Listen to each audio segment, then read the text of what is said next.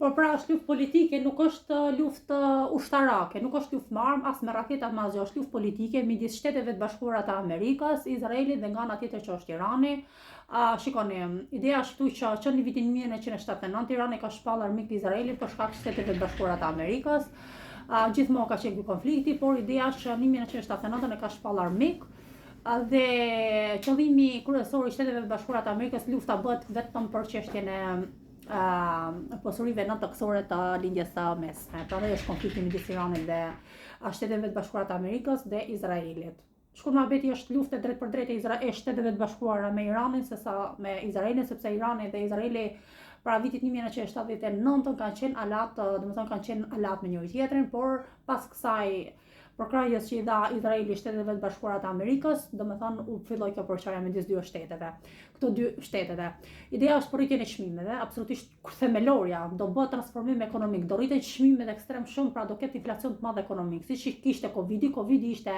hapi i parë drejt ndryshimit të rendit ekonomik global, pra ishte Covidi dhe Covidi pasohet nga luftrat që po zhvillohen tani, që janë lufta e theksoj, është luftë thjesht politike, jo luftë ushtarake me armë, dhe njerëzit do varfërohen shumë, do dalin nga qarkullimi makinat që përdoren i fakti që flitet gjithmonë, domethënë te pjesa e shtetit të Iranit, lindje mesme ka të bëjë gjithmonë fokusi është te nafta dhe te gazi, që do dalin nga qarkullimi të gjitha makinat që janë me naftë dhe me gaz, sepse ndotin ajrin dhe ndotja e ajrit po shkrin akullnaja. Ata e keni parë ju që s'ka më dimër, s'mban më dimër, s'ka më temperatura të ftohta në Shqipëri, po ti shikosh ku ka më borë 2 metra, s'ka më borë, sepse kemi ngrohje të madhe globale dhe ngrohja globale po shkrin akullnaja dhe do përmbytemi.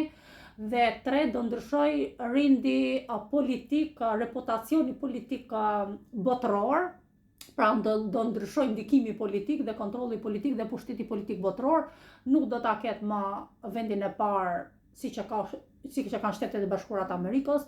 por do futet në lojë Kina dhe Japonia. Ato superfuqi janë, por gjithsesi do jetë pak më do jetë pak më i ndarë pushteti dhe balanca midis 3 superfuqive. E theksoj çmim, ndotja e ajrit dhe ndryshim politik global.